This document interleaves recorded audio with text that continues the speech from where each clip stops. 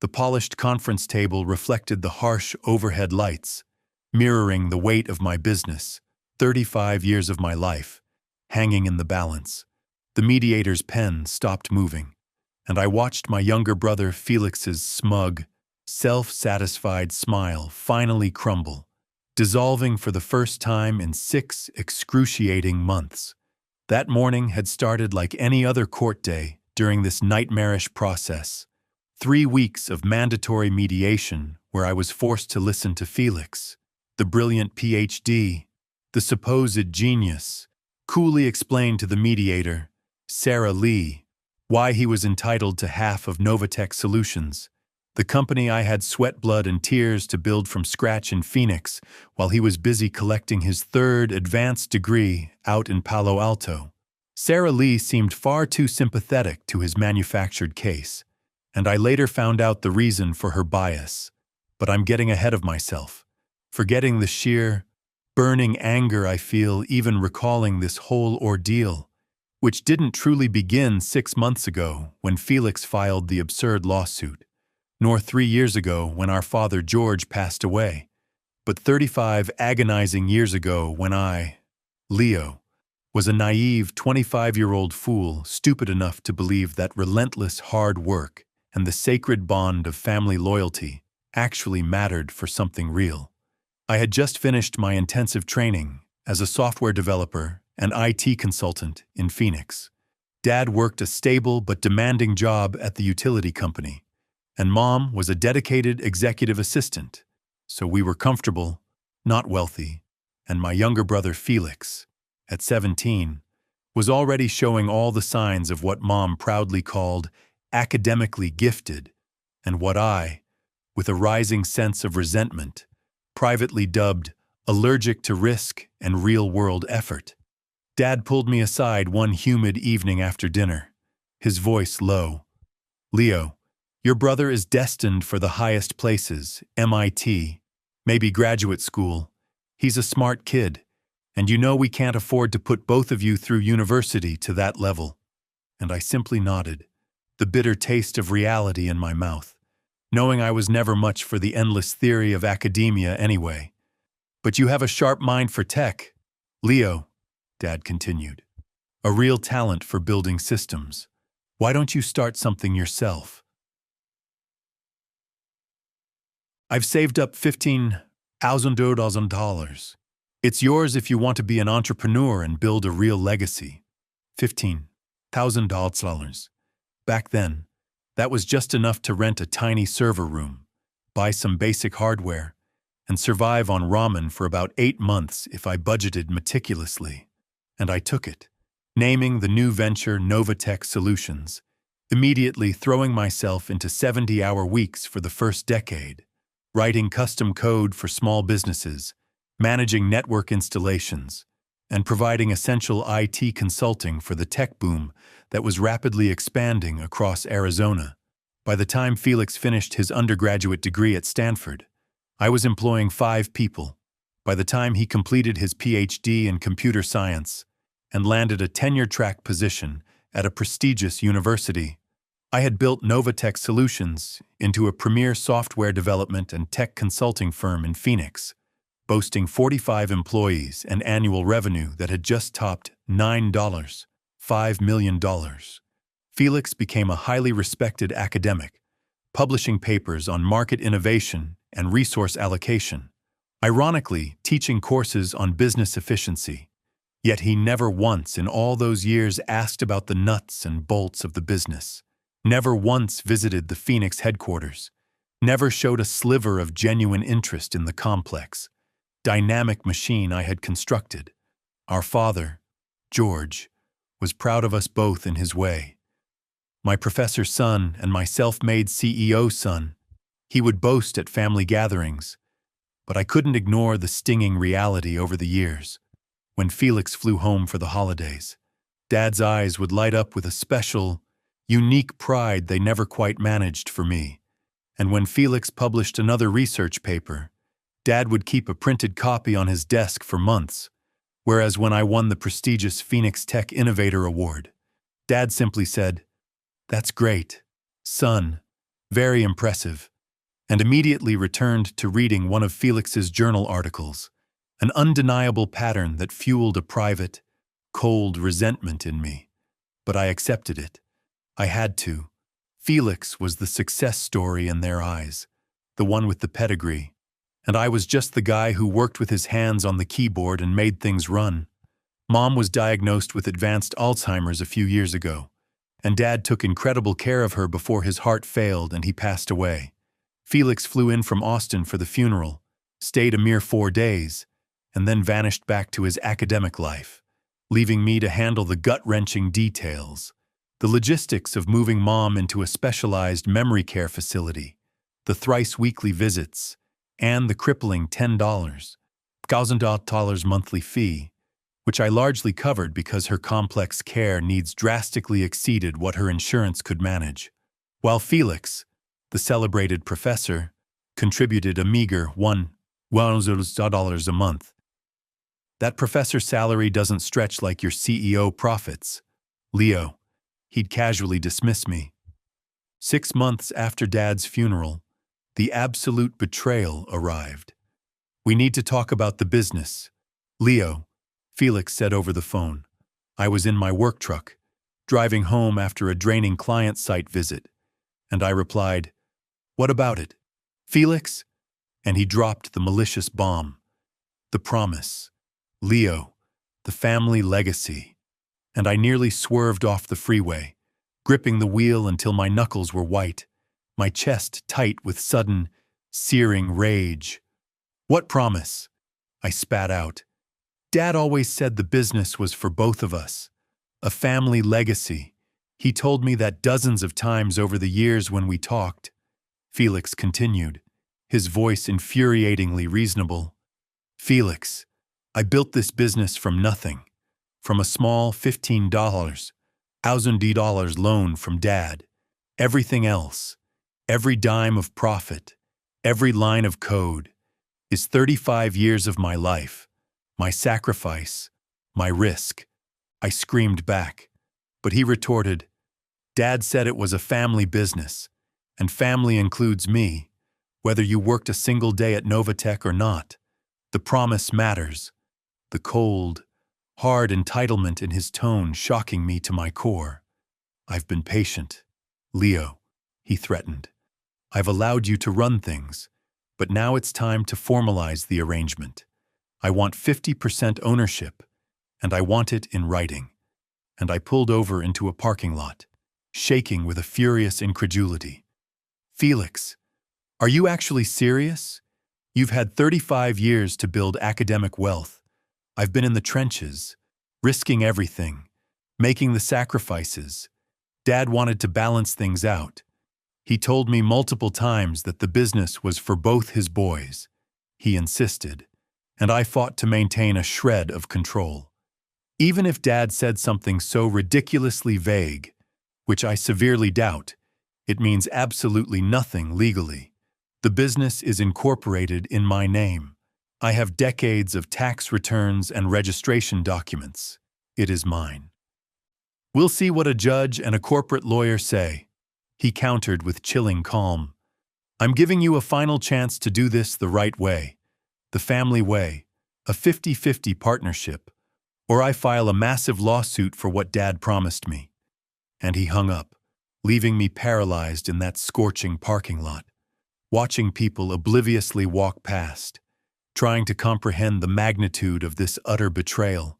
My own little brother, who I had helped financially secure his future, who I had watched grow up, was actively threatening to dismantle the foundation of my entire life. I called Chloe, my wife of 30 years, who had raised our 2 amazing children alongside me. He's bluffing. Leo, she insisted. Felix isn't that person.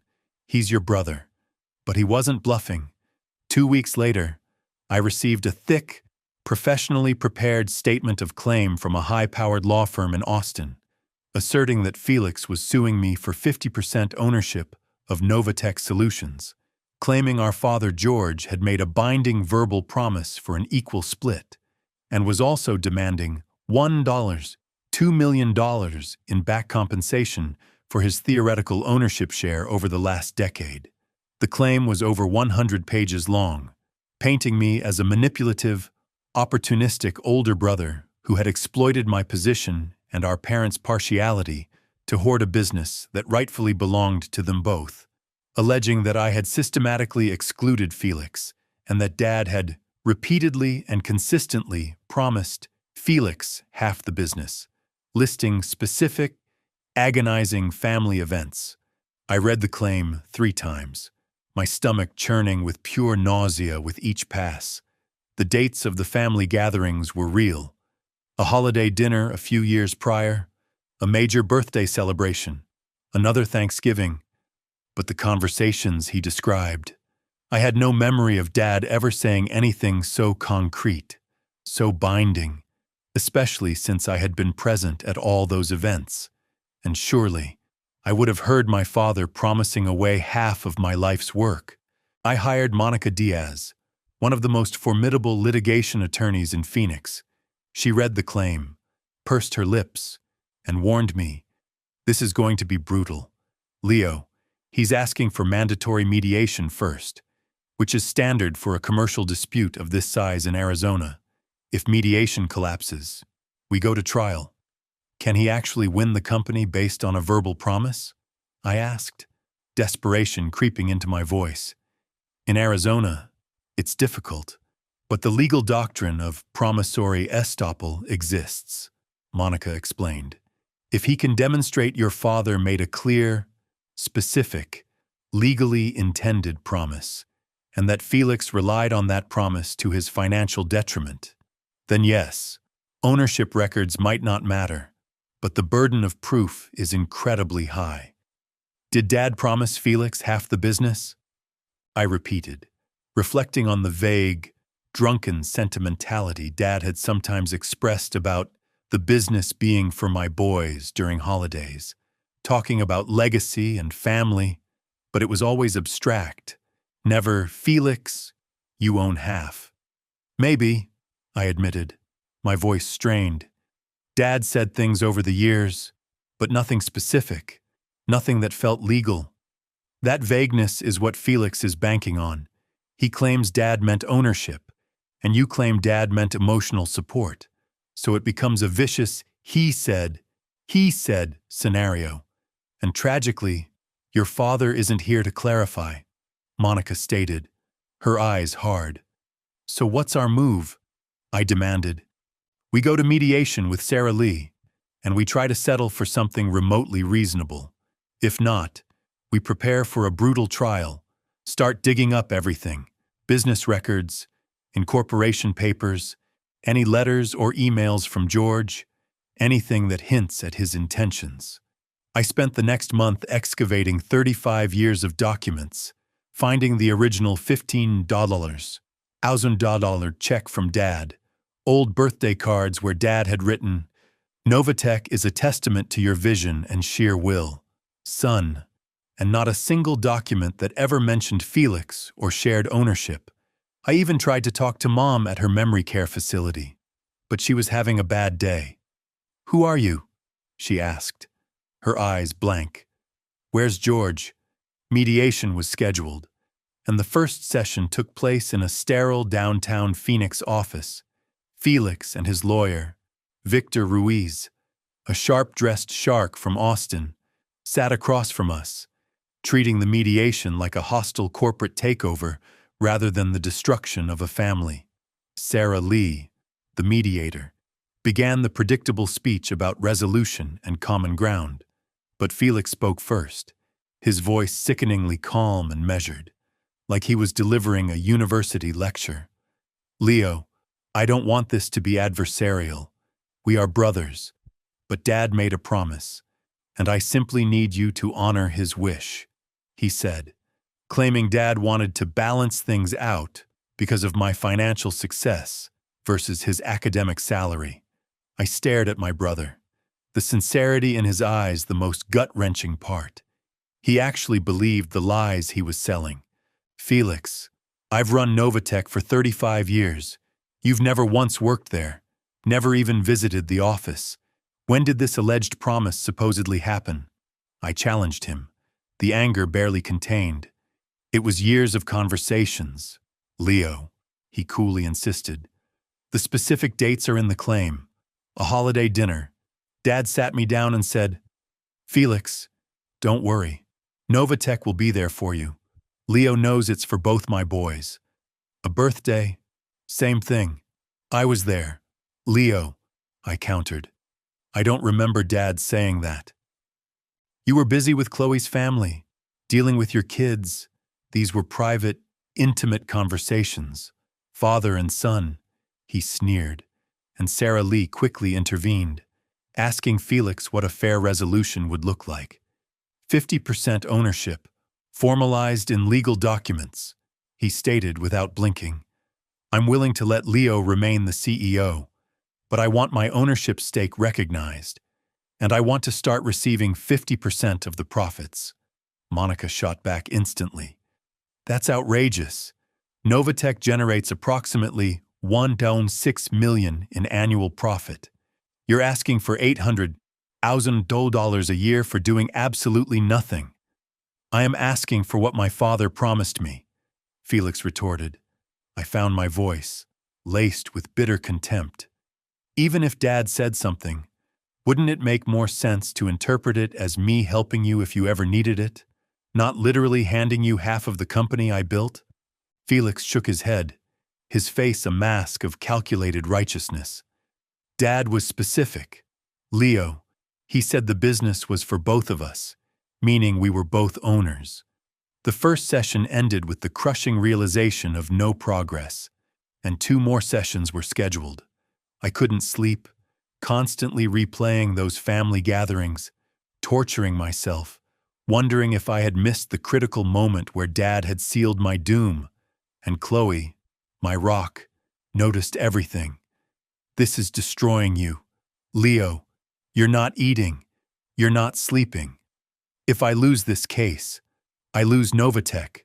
The company is valued at about 12 million starkum. If Felix gets half, I either have to buy him out for $6 million, which I don't possess, or sell the entire business and split the money. Either way, Novatech is finished, I whispered in despair. He wouldn't actually destroy the business. He's your brother, Chloe said, clinging to a hope I no longer shared. I don't think I know my brother anymore. The second session was a fresh hell, with Sarah Lee clearly favoring Felix's position, constantly using phrases like family promises, moral obligations, and your father's wishes.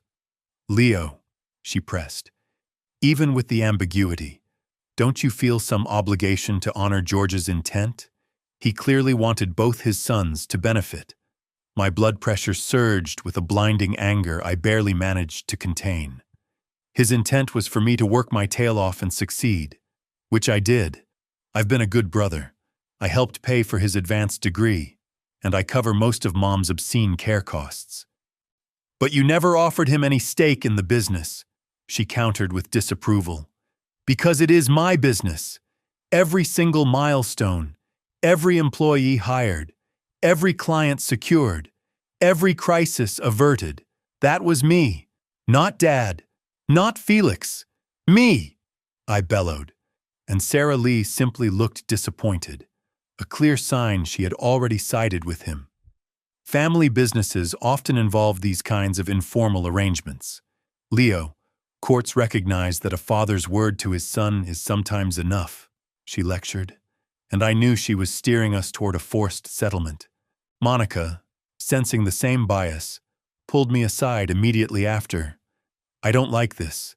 Leo, Chen is biased. If she recommends a settlement and you reject it, a trial judge might give that recommendation significant weight. What do I do? Monica? I pleaded. We need a smoking gun.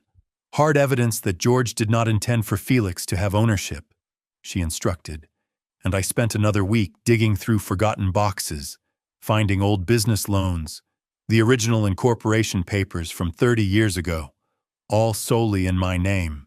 And then I found it, a personal letter from Dad, dated years before his diagnosis, tucked away in a box of old papers. It was handwritten, Dad's familiar, messy scrawl. Leo, just wanted you to know how immensely proud I am. Novatech Solutions is the proof that sheer hard work and dedication will always pay off. You took my $15,000 and turned it into something truly remarkable. That's all you, son. Your vision, your sweat, your success. Keep building. Love, Dad. I read it 5 times. The simple, powerful truth of the words finally breaking through the panic. That's all you, son. Your vision, your sweat, your success. Not our family's success. Not your and Felix's success. But mine. I brought the letter to Monica. She smiled. A genuine, powerful smile. This is excellent. Leo, this firmly establishes that your father viewed the business as yours, not a family asset to be divided. The third and final mediation session was scheduled for a cold morning, months after Dad's death. I arrived early, sitting in my truck, clutching Dad's letter, tempted to call Felix one last time, but deciding against it. I walked into the conference room, Felix looking arrogantly confident, and we took our seats. Monica placed the letter on the table. Before we begin, I'd like to introduce a piece of new evidence, she said, calmly reading Dad's words aloud.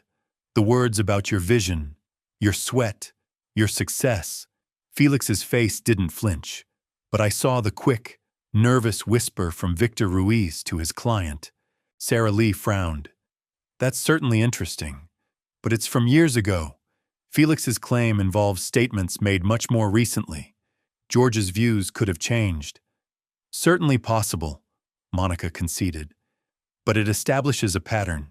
George Morrison viewed Novatech as Leo's success, not a family asset to be split. But let's talk about those verbal promises. Monica opened a thick folder. Felix claims his father made specific statements on specific dates. Private conversations. Just father and son. That's correct.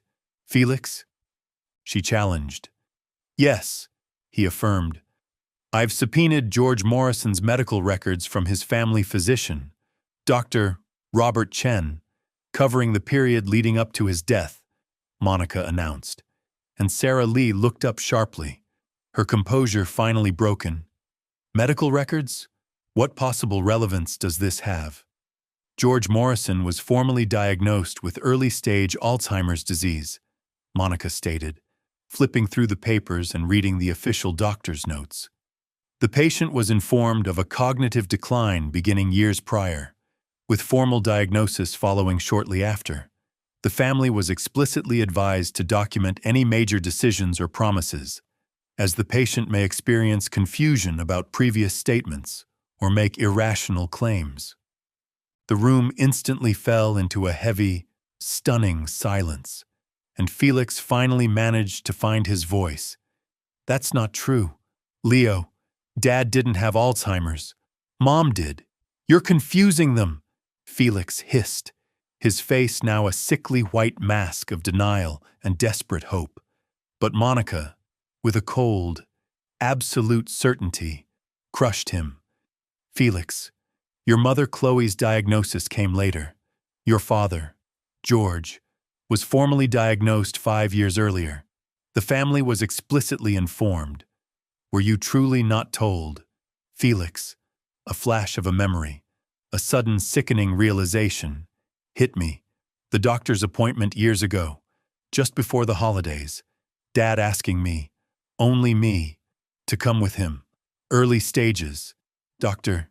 Chen had said, he'll have good days and bad days, might repeat stories, might forget recent conversations, but he's still capable of managing his affairs for now. I'd been the one, the eldest son, the only son physically present in Phoenix, quietly handling Dad's affairs ever since. The bills, the prescriptions, eventually the excruciating decision to move Mom into care when Dad was no longer able to manage. And I'd just assumed Felix, the professor, the academic, knew about our father's decline. but he'd only visited Phoenix maybe 3 times a year. Maybe I had never explicitly spelled it out. Maybe I had simply assumed Mom had mentioned it. A fatal assumption. The holiday conversation Felix describes? Monica continued, her voice slicing through the tension. George Morrison's medical notes from that month indicate he was experiencing increased confusion and significant short-term memory loss. The doctor specifically noted that George was struggling to distinguish recent events from past ones and was occasionally making statements entirely inconsistent with reality. Monica pulled out more damning pages. Another holiday event. Years later, George Morrison had suffered a minor stroke 3 weeks prior. Hospital records clearly showed temporary cognitive impairment. His doctor noted patient experiencing severe disorientation and confabulation. She paused for dramatic, sickening effect. And by the time of George's 70th birthday, the one Felix cited, his Alzheimer's had progressed to a moderate stage. Dr. Chen's notes state, patient should not be making financial or legal decisions without family oversight. Cognitive functions significantly impaired. Felix was utterly devoid of color, shattered, whispering. I didn't know. Dad seemed fine at those parties, talking, joking, remembering old stories. Alzheimer's patients often appear fine in social situations. Felix, Monica explained, her tone less adversarial now. They can skillfully mask symptoms, especially early on, but the medical evidence is absolute. Your father was not cognitively capable of making binding promises during the entire time period you described, and a promise made by someone with documented cognitive impairment cannot form the basis of a legal claim. Sarah Lee was scanning the medical documents, her expression shifting from skeptical neutrality to profound shock. This fundamentally alters the analysis. I was not aware of this diagnosis. Victor Ruiz, Felix's lawyer, was already speed-reading the files, frantically searching for a loophole. Even with cognitive issues, that doesn't automatically invalidate everything he said. The diagnosis was years before these promises were allegedly made, Monica countered instantly. And the letter I presented earlier, from before his illness began, explicitly shows George viewed Novatech as Leo's success alone. I looked across the table at my brother, his confidence utterly obliterated, and I spoke, my voice low and quiet. Felix, look at me. Did Dad truly say those things? Or did you hear what you desperately wanted to hear? He looked up, and for the first time in months, the hard, entitled adversary was replaced by my scared little brother. He said it. Leo, I swear he did. We were in the study during the holiday, just the two of us. He put his hand on my shoulder and said, "Don't worry, Felix. The business is for both my boys. Leo knows it's going to be there for you." I remember it perfectly. I believe you remember the words, Felix. I truly do, I said, a deep, painful empathy mixing with my simmering anger. But Dad had Alzheimer's. He was terribly confused. Maybe he was thinking about the initial $15 investment and, in his failing mind, twisted it to mean the business belonged to both of us. Maybe he was just trying to reassure you because of your professor's salary, but it wasn't a promise, and it wasn't reality. Tears welled in Felix's eyes. He said it every time I visited, every holiday. He'd pull me aside and tell me not to worry, that I'd be taken care of, that the business was ours. I thought it meant everything. It meant Dad loved you, Felix. It meant he wanted you to feel secure. But it wasn't a legal promise, and it definitely wasn't the truth, I said, a heavy finality in my tone. Sarah Lee cleared her throat, clearly shaken. Given this definitive medical evidence, mediation cannot result in a settlement favorable to Felix's position. If this proceeds to trial, a judge will find George lacked the capacity to make binding promises during the relevant time period. Victor Ruiz was already packing his expensive briefcase, demanding a break, and Monica and I retreated to a coffee shop across the street. My hands were visibly trembling as I ordered, the victory feeling utterly hollow. "Did you know about the diagnosis, Leo?" Monica asked softly. "I knew. I've been managing it for so long it became normal. I didn't connect it to conversations from years ago, and I never thought Felix didn't know," I admitted, the anger towards my brother now complicated by a sickening feeling of my own failure to communicate. "Maybe he knew and chose not to remember because it complicated his claim," Monica suggested, but I shook my head, not wanting to believe my brother was so malicious. We returned to the conference room. Felix and Victor Ruiz were waiting, and Felix looked diminished, defeated. Victor Ruiz spoke, cutting straight to the end. "In light of the medical evidence, we are prepared to discuss a settlement. Felix is no longer pursuing an ownership claim." But then he tried one final, desperate maneuver. "However, we believe there's still a moral obligation to acknowledge the family contribution to the business. We are proposing a one-time payment of 500 chokkalzen in recognition of George's initial investment and the family legacy." Monica scoffed, but I cut her off, my voice dangerously calm. "You mean in recognition of Felix's failed lawsuit?" Felix ignored the lawyers and looked at me. "Dad gave you $15 years ago. Adjusted for inflation, that's still a significant amount. And Novatech is worth millions. That initial investment started all of this. Don't I deserve something for that? You want me to pay you 500 $500 because Dad gave me $15 35 years ago?" I snapped, the built-up anger finally boiling over. "Money I've repaid 100 times over in helping you with your education, in covering Mom's care costs, in being the son who actually stayed in Phoenix and looked after our parents, the son who did the difficult, thankless work. I want recognition that this isn't just your success. It's built on family support," he argued desperately. "Every business is built on family support. Felix, but that doesn't mean you own my business." Sarah Lee tried to interject, suggesting a smaller amount, a gesture of family goodwill, but something inside me violently snapped. "No," I said, the single word echoing in the sudden silence. "No," I repeated, standing up, towering over the table.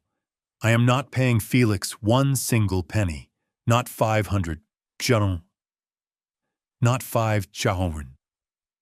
You know why? Because this lawsuit has already cost me over $80 in legal fees. It's cost me sleep, stress, and nearly a year of my life, and it's permanently damaged our relationship. All because Dad, in his confusion, said some vague things about family that Felix twisted into a claim of ownership." I pulled out my phone, opening my banking app, my voice now a controlled, furious weapon. "You want to talk about family contribution? Let's talk numbers. Over the last few years, Mom's memory care costs were over $550,000. I paid $500,000 of that, while you sent your paltry $1,000 monthly checks, paying only $50,000 and visiting twice a year." I scrolled through the records, laying bare decades of my secret generosity. "Your second advanced degree years ago, when your funding failed, I loaned you $18. You paid back only a fraction. I never asked for the rest. For 30 years. When you couldn't make your mortgage payment years later, I sent you $12,000. When your car died, another $6,000. And just recently, when the university cut your salary, I sent you monthly payments for 8 months. That's another $12,000 in support." I slammed the phone down, the sound cracking the silence. "I have given you over $600,000 over the past 3 decades. Felix, some as loans you never repaid, some as outright gifts, I never kept a ledger. I never held it over your head, because that's what family does. But now you're sitting here, demanding $500 more because Dad's Alzheimer's made him say confused things about a business you've never contributed to. The room was silent, and Felix's voice was barely a choked whisper. I didn't remember all that. Of course you didn't, because I never made you remember. I never held it over your head. I shot back. I helped because you're my brother, but apparently, that means nothing to you. Victor Ruiz stood up instantly. We are finished here. Marcus, we need to discuss your remaining options. There are no options, Monica stated firmly. If you proceed to trial, Leo will present the medical evidence, the business records, and documentation of his financial support to Felix over decades. No judge will rule in your favor. You will lose, and you will be responsible for Leo's legal costs, which are currently over $87,000 and climbing. Felix slowly stood up, looking at me, and I saw that vulnerable look of my little brother again. I'm sorry, Leo, he choked out. I don't know what I thought. Dad said those things, and I just wanted them to be true. I wanted there to be something for me, some security beyond my professor pension. I wanted to matter in the family business. You could have just asked. Felix, I said, the anger fading into a deep sorrow. If you'd come to me and said, Leo, I'm struggling. Can you help? I would have helped you. I always have. But you didn't ask. You demanded and you sued me. I know, he admitted, looking at his lawyer. Richard, withdraw the lawsuit. It's over. See, Marcus, I strongly advise you to reconsider. It's over, Felix repeated, his voice firm. My brother is right. I let Dad's confused ramblings become something they weren't. I convinced myself I deserved half of something I never built. And he looked back at me, his eyes wet with genuine, painful remorse. I'm sorry, Leo. I don't expect you to forgive me, but I need you to know I'm truly sorry. And he walked out, leaving the room silent. Sarah Lee offered a weak apology for her initial bias, and Monica was grinning ear to ear. That's what we call a complete victory, but it felt like a total defeat. I had won Novatech Solutions, but I had completely lost my brother. Chloe was waiting when I got home, holding my hand, saying nothing until I told her everything. I won, but I feel like I lost something bigger. My brother, my family, and the trust is destroyed, I confessed, my voice ragged. He apologized only after his lawyer told him he couldn't win. That's not real remorse. That's just accepting defeat. People are complicated. Leo, Chloe soothed. Maybe Felix really did misunderstand. Maybe Dad's Alzheimer's created this whole situation. Maybe your brother isn't a villain, just someone who made a terrible mistake. I wrestled with that thought for days. The holidays came. Felix didn't call, and I didn't call him, but I sent him a card just like I did every year, and he didn't send one back.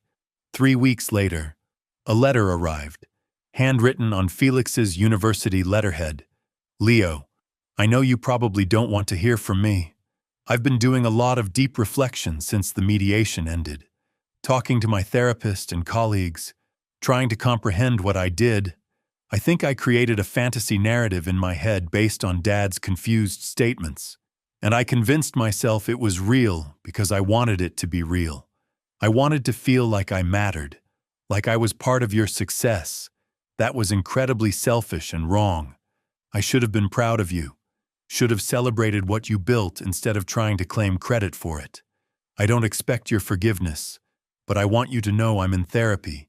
I'm working on understanding why I did this, and I will spend the rest of my life regretting that I hurt you. If you ever want to talk, I'm here. Your brother, Felix. I read the letter 3 times, showing it to Chloe. I think he means it. Leo, I think he's horrified by what he did and is genuinely trying to make amends, she said. Is sorry enough? I wondered, unsure, and I didn't call Felix that day or that week, but I kept the letter. Months later, I got the call from the memory care facility. Mom had passed away peacefully in her sleep. I called Felix, and he answered instantly. Mom died this morning. I told him. Silence. And then, I'll be there tomorrow. What do you need me to do? We planned the funeral together, efficiently, professionally, like business partners, not talking about the lawsuit. And at the service, Felix sat next to me. During the eulogy, he started crying, and I put my hand on his shoulder, a simple, old gesture of silent connection, the way Dad used to do to both of us. Afterward, standing by Mom's casket, Felix whispered, I'm sorry, Leo, not just for the lawsuit, for everything, for not being here more when Mom was sick, for not helping more with Dad, for being the son who left and expected you to handle everything. I don't want to talk about the lawsuit today, Felix, I said softly. I know, he replied. I need you to know I regret all of it.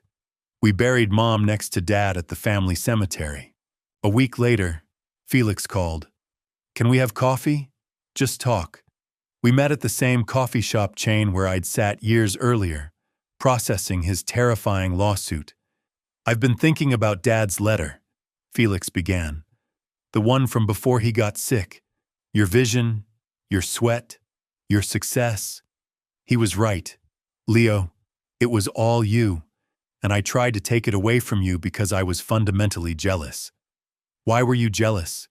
Felix, you had a great career, a good life, I asked, genuinely confused.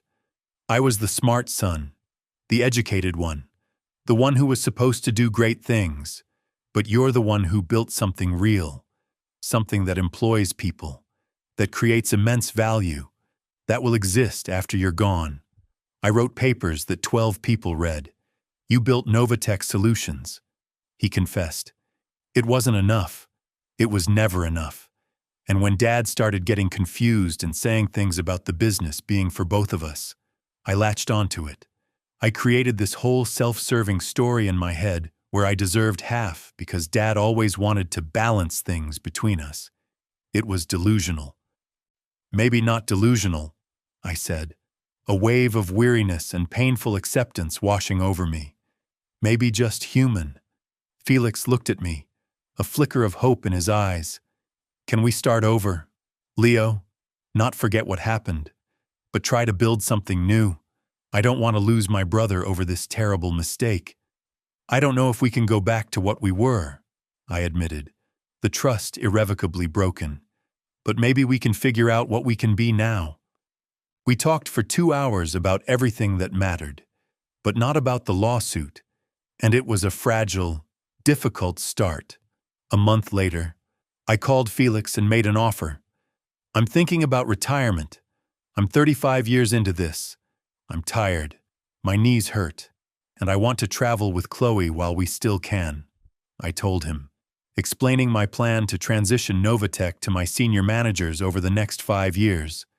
But before I do that, I want to set up a scholarship fund at the local university, $150,000 to start, for software and trade students who want to build their own businesses. I want to name it the George Morrison Memorial Scholarship. Felix was quiet for a long moment. That's beautiful, Leo. I'd like you to help administer it, I continued. You're the academic. You know how university scholarships work. It would be a way for both of us to honor Dad's memory together. I'd be honored, truly, he replied. But I had one condition. You have to come to the Phoenix headquarters. Felix, actually see the business you tried to take half of, meet the people who work there, and finally understand what I actually built. I'd like that very much. He came the following week, and I gave him a tour of Novatech Solutions, showing him the server rooms, the coding hubs where our developers worked, the quiet offices where managers planned million-dollar projects. He met my employees, some of whom had been with me for 20 years, and at the end of the tour, Felix looked at me, his eyes now wide with a genuine understanding. I didn't understand. Leo, I really didn't. This isn't just a business. It's 35 years of professional relationships, of technical craftsmanship, of your entire life. It's what Dad's $15 became when someone actually put in the soul-crushing work. I'm sorry I tried to take it. I know you are. We set up the George Morrison Memorial Scholarship that summer, and at the award ceremony, Felix and I stood together on stage, and for the first time in years, we looked like brothers again. Not the brothers we had been before the lawsuit. Those brothers were gone forever. But something new, something forged in fire and betrayal, scarred, yet still standing, together. Chloe asked me once if I forgave Felix. I thought about it for a long time. I forgive him for being human. I finally said, for being jealous, for being weak, for making a terrible mistake, but I can never forget what he did. I've learned that documentation matters far more than trust, that family promises must be in writing, and that true forgiveness doesn't mean forgetting. But I've also learned that the villain in your own story is often just your confused, unhappy little brother who made one terrible, colossal mistake. That's the truth, and that's where I've landed. Novatech Solutions will soon pass to the next generation of managers. I'll finally retire, travel with Chloe, spend time with my grandchildren, and Felix will be in my life, in whatever capacity we can manage. Not as close as we once were, but not completely lost either, somewhere in between, because that's all family is in the end.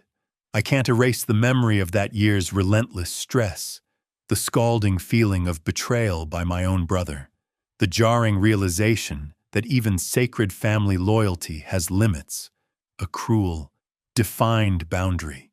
I have granted him my forgiveness, a complicated, hard-won thing, but I know, with an absolute certainty, that things will never revert to what they were before. Does that fractured piece suffice? It absolutely must, because the alternative, losing Felix completely, cutting the tie forever, is a devastating outcome I refuse to accept.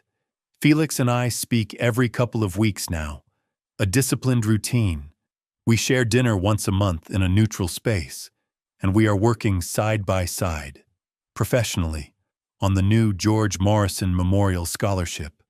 We even visited Mom's grave recently on what would have been her 85th birthday. A quiet, shared moment of grief and remembrance. The evidence that we are slowly, painstakingly building something new, something fundamentally different from the reckless, unconditional bond we once had. Yet, I still keep Dad's letter from all those years ago in my desk drawer, the single page bearing the immutable truth. Your vision, your sweat, your success, on those difficult days when the old anger begins to resurface. I read those words and remember that the entirety of Novatech Solutions was mine, built by me, and no amount of revisionist history or confused, dying promises can ever change that final reality. Novatech Solutions will be fully transitioned to my trusted senior managers soon. I will finally retire, travel the world with Chloe, and enjoy my grandchildren, secure in the knowledge that the business will continue under its new leadership, a fitting end. And Felix? He will remain a fixture in my life in whatever limited capacity we can manage, not as close as we once were, but crucially, not completely lost either, existing somewhere in that uncomfortable, necessary in-between, because that, I've finally come to understand, is what family truly is in the end. Not some unattainable perfection, not blind, unconditional trust, and certainly not the fairy tales we tell ourselves, but simply flawed people doing their flawed best, inevitably making mistakes, often hurting each other, and yet still desperately trying to find a way forward.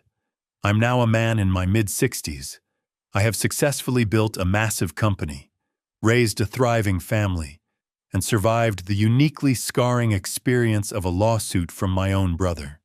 I've been taught, in the harshest possible way, that documentation matters more than trust, that family promises absolutely must be in writing, and that forgiveness doesn't equate to forgetting. But I've also learned, in the quiet aftermath, that people are intricate, complex creatures, that motivations are invariably tangled, and that sometimes the villain in the grand narrative of your life is just your confused, unhappy little brother who made one colossal, unforgivable mistake, a truth I don't know if I can call wisdom or merely exhaustion, but it is, profoundly, where I have finally landed. And for now, that's enough. If this story resonated with you, leave a like and consider subscribing. You can also drop any comment below, even just one word. Maybe tell me where you're watching from or what time it is right now. Sometimes one word is enough to say you were here.